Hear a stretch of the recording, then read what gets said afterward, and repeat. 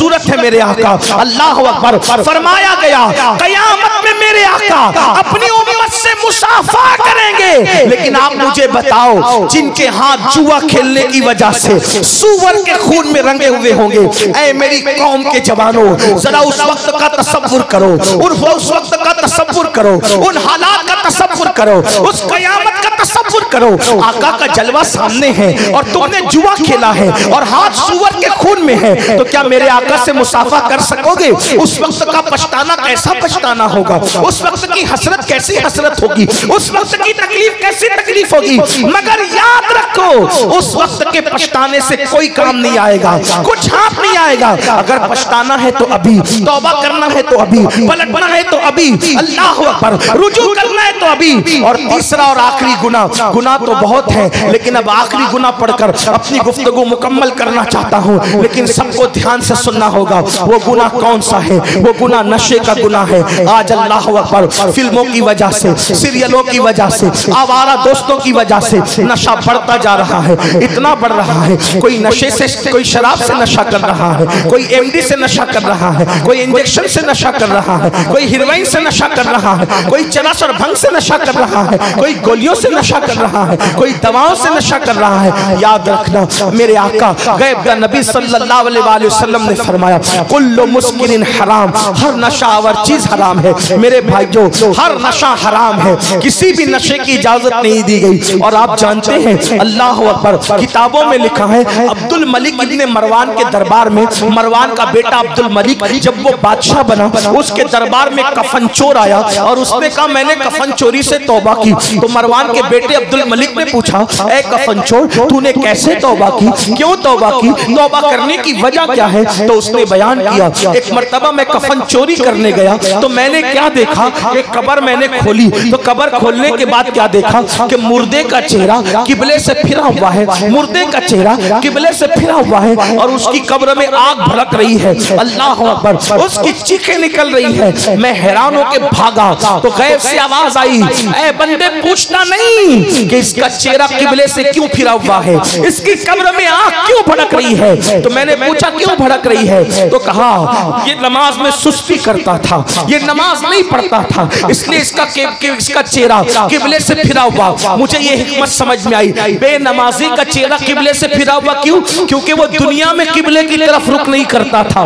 तो जीते जी जिसने नमाज की हालत में किबले की तरफ रुख नहीं किया, अल्लाह अकबर, अल्लाह ने मरने के बाद उसका मुंह किबले से फेर दिया। अल्लाह अकबर, ये भी बड़ा दर्दनाक अलमिया है। हालांकि मेरा उन्वान आज नमाज नहीं, मुझे जो उन्वानात दिए गए मैं उसके एंड पर पहुंच रहा हूं, लेकिन इतना जरूर कहूंगा आज बड़े अफसोस की बात, फेसबुक, व्हाट्सएप, यूट्यूब के लिए, दोस्तों के लिए, सबके लिए वक्त है। अगर वक्त नहीं है तो मेरे अल्लाह के लिए वक्त नहीं है।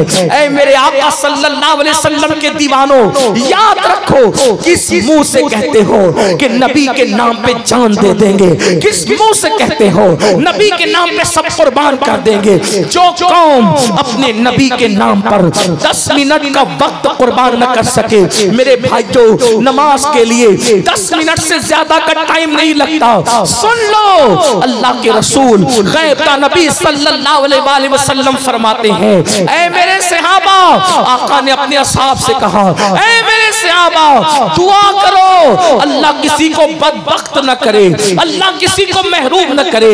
इस हदीस को दिल के कानों से सुन लो, मेरी बात में तवज्जो करें, गौर फरमाएं। अल्लाह अकबर, आका क्या फरमाते हैं, ऐ मेरे सहाबा ये दुआ करो अल्लाह किसी को बदबख्त और महरूम न करे। सहाबाए किराम ने उसकी आका बदबख्त कौन है, महरूम कौन है? तो आका फरमाते हैं जो नमाज छोड़ देता है वो बदबख्त भी है और वो महरूम भी है। और मेरे आका ने यहाँ तक फरमाया जिसने जानबूझकर नमाज छोड़ दी वो मेरे जिम्मे से बाहर हो गया, वो मेरे जिम्मे से खारिज हो गया। क़यामत के दिन उसके साथ मेरा कोई वादा नहीं है। अल्लाह अकबर, क्या समझ रहे हो? आका करीम सल्लल्लाहु अलैहि वसल्लम ने यहाँ तक इरशाद फरमाया जिसने नमाज छोड़ होती, अल्लाह उसके किसी अमल को कबूल नहीं करेगा। अल्लाह अकबर। ऐ मस्जिदों को वीरान करने वालों, सिर्फ 10 मिनट का टाइम है। तुम जान देने की बात करते हो मेरे भाइयों, यकीनन तुम सच्चे हो, लेकिन नमाज की अहमियत समझ लो। पूरे कुरान में कमो बेश 700 मर्तबा अल्लाह ने नमाज का हुक्म दिया। और कुर्रतुल उयून के अंदर फकीह अबुल लैस एक हदीस लिखते हैं, उसको सुन ले। हदीस पाक सुने। अल्लाह के रसूल अलैहिस्सलाम फरमाते हैं, जहन्नम में एक वादी है, जिस वादी से दिन में 5 मर्तबा जहन्नम खुद भी अल्लाह की पनाह मांगता है।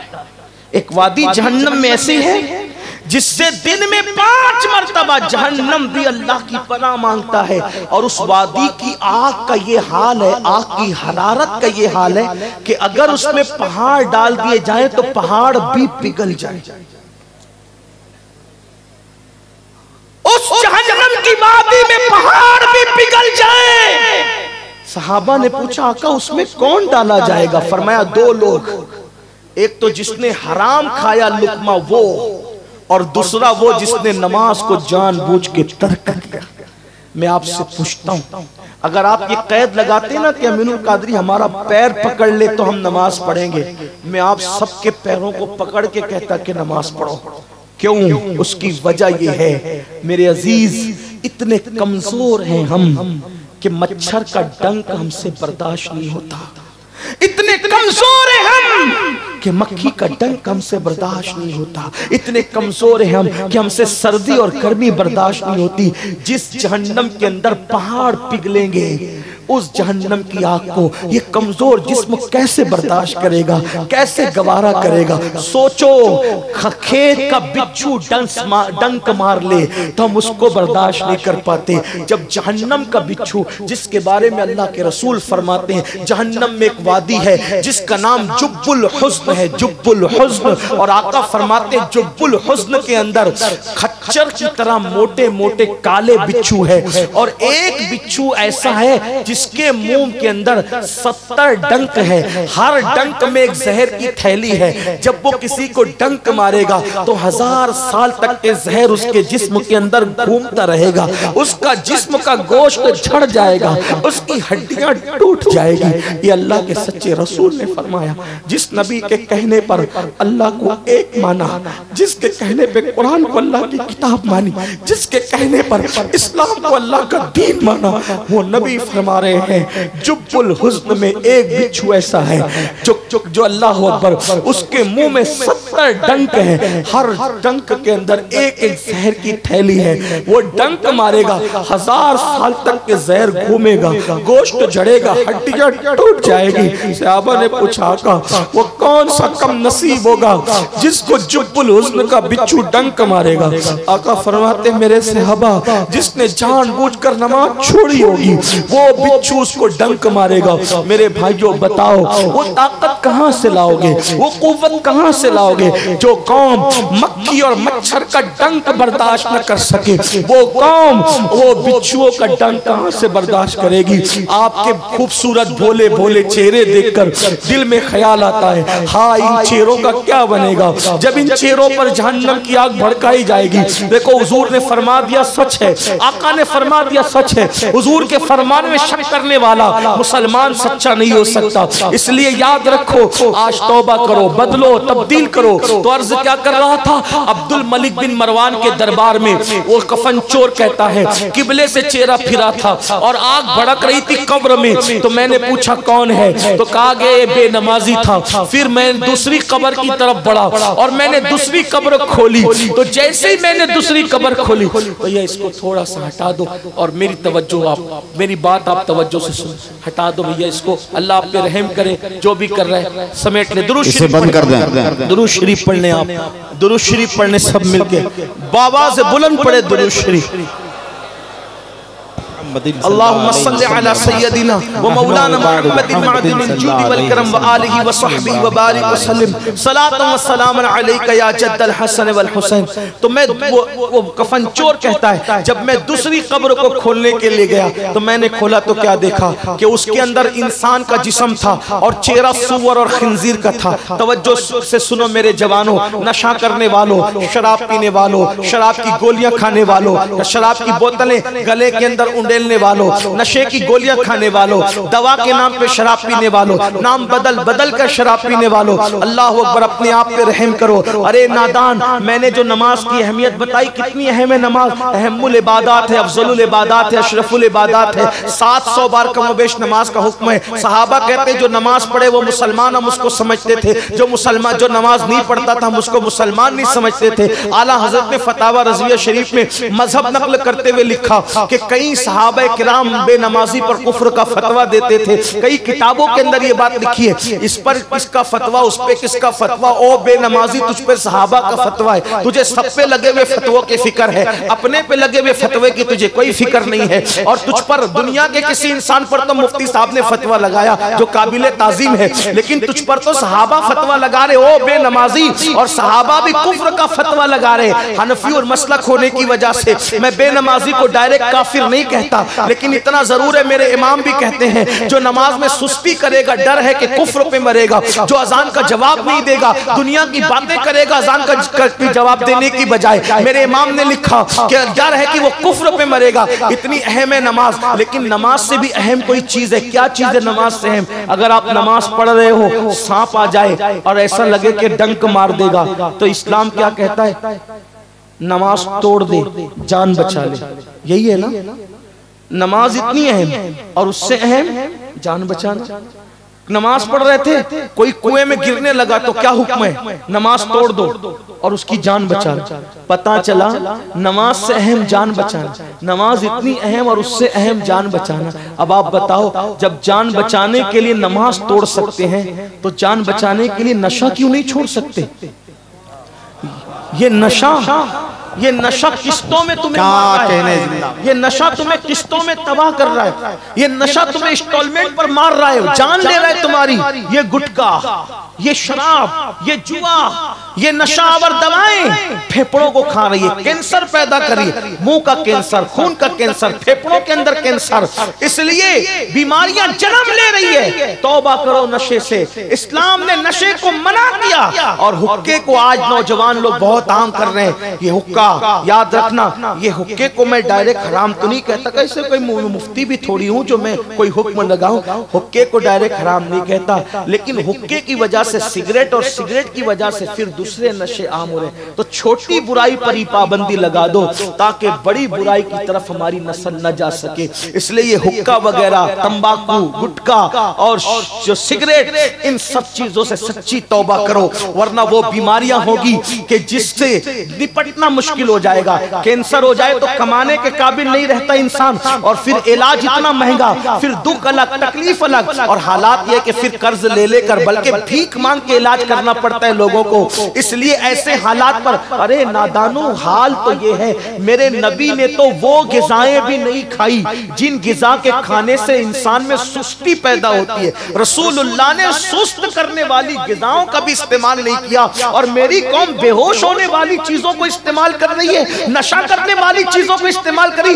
मैदे की रोटी अल्लाह के रसूल ने कभी नहीं खाई, क्योंकि पेट में मैदा जाता है, मैदा पेट में, आप क्या क्या कहते हैं? मैदे को मैदे ही कहते हैं। मैदे की रोटी पेट में जाती है तो फूल जाती है और इंसान को सुस्त कर देती है। तो अल्लाह के रसूल अलैहिस्सलाम ने हर उस जायज गिज़ा को भी तर्क किया जिसमें सुस्ती आती हो। अल्लाह के रसूल अपनी उम्मत को सुस्त भी नहीं देखना चाहते थे, और ये कौम नशे में डूब गई है, बेहोश हो रही है। सुन लो, अब्दुल मलिक के दरबार में वो कफन चोर कहता, मैंने देखा कि मुंह सूअर का था, जिस्म इंसान का था, और कब्र में आग भड़क रही थी, और मैं भागा तो आवाज आई, नहीं पूछता कि क्या है इसके अंदर और ये कौन है। तो मैंने पूछा ये कौन है, इसके साथ ये सुलूक क्यों हो गया है? तो जवाब आता है ये दुनिया के अंदर नशा करता था, इसलिए इसको सूअर की शक्ल दे दी गई, इसको खिंजीर की शक्ल दे दी गई। बताओ, दुनिया में नशा करके गटर और कचरे के किनारे पड़े रहते हो और आखिरत में सूअर की शक्ल में उठना तुम्हें गवारा है। नहीं नहीं। और फिर दुनिया में हालात क्या है, बस एक वाकया जिसको हजरत मालिक इब्ने दीनार ने खुद बयान किया है, वो वाकया बयान करके अपनी गुफ्तगू मुकम्मल कर लूंगा। वो वाकया दिल के कानों से आप सुन ले। अल्लाह अल्लाह, शराबी क्या नहीं कर सकता, बल्कि हदीस में है शराबी अपनी माँ के साथ जिना भी कर सकता है, नशा करने वाला अपनी खाला की इज्जत के साथ भी खेल सकता है, नशा करने वाला अपनी बेटी की आबरू भी ले सकता है, क्योंकि नशा करने वाले को होश नहीं रहता। इसलिए नशे से तौबा कर लो, निकल आओ नशे से। हजरत मालिक बिन दीनार कहते हैं मैं हज के लिए गया। हजरत मालिक बिन दीनार, बड़ा खूबसूरत वाकया है, खवातीन भी सुने, बच्चों को सुनाने काम आएगा, और आप भी मेरे नौजवान अपने दोस्तों को सुनाइएगा ताकि उनकी जिंदगी भी बदले। मालिक इब्ने दीनार कहते हैं मैं हज के लिए गया, तो मैं जब हज के लिए गया तो मैं हरम में पहुंचा तो देखा कि हज के अय्याम है और पूरा मताफ जो है हाजियों से खचाखच भरा है। तो मेरे दिल को इतना अच्छा लगा, वाकई बहुत खूबसूरत लगता है जब हरम को भरा भरा देखो, लब्बैक की सदाएं आती है तो ईमान ताजा होता है और अपने मुसलमान होने पे फख्र होता है। अल्लाह ने मुझे वो मजहब दिया है जो मजहब सच्चा है और जिस मजहब को लाने वाला मुस्तफा जाने रहमत जैसा नबी है। अल्लाह अकबर, बहुत मजा आता है। अल्लाह हर आंख को वो मंजर दिखाए, हर आंख को वो नजारा अता फरमाए। मालिक दीनार कहते हैं मैंने हरम को भरा भरा देखा तो मुझे बड़ा रश्क आया। मैंने सोचा या अल्लाह, तेरे महबूब की मेहनतें कैसे बार बार साबित हुई मौला। अभी चंद ही दिन गुजरे हैं तेरे हबीब के विसाल को, अभी चंद ही साल गुजरे हैं तेरे महबूब के विसाल को, और इतनी मेहनत कामयाब हुई कि लाखों लाख लोग हज के लिए आए हैं। जब हज के लिए इतने लोग आए हैं, तकरीबन 5 लाख लोग हज के लिए उस साल आए थे, तो कहा हज के लिए इतनी बड़ी तादाद में आए हैं तो मुसलमान कितनी तादाद में होंगे इस वक्त। तो उतने में मुझे याद आया 5 लाख हाजी हैं, इनमें कौन है जिसका हज अल्लाह ने कबूल किया और कौन है जिसका हज अल्लाह ने रद्द कर दिया। अब सुनना, मालिक दीनार कहते हैं मैंने काबे का गिलाफ पकड़ा और काबे का गिलाफ पकड़कर मैंने दुआ की, ए अल्लाह मुझे बता तो सही कि तूने 5 लाख में किसका हज कबूल किया और किसका रद्द कर दिया। और दुआ करके मैं मिना चला गया, अपने खेमे में लेट गया, आंख लगी तो मुझे गैब से निदा आई, ए मालिक मैंने मोहम्मद इब्ने हारून का हज रद्द कर दिया। एक बंदा है जिसका हज मैंने रद्द कर दिया और वो बल्ख का रहने वाला, और तू जा, ए मालिक तू जा और जाकर उससे मुलाकात कर और उसके मुंह पे जाके बोल कि अल्लाह ने तेरा हज रद्द कर दिया।